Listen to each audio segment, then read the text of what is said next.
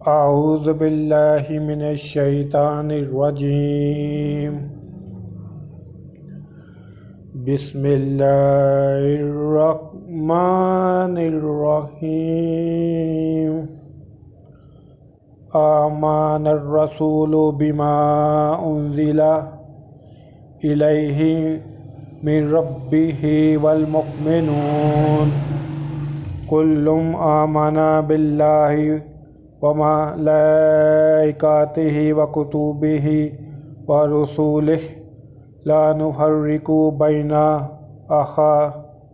احد من رسلہ وقالوا سمعنا وأطعنا غفرانک ربنا وإلیک المصیر۔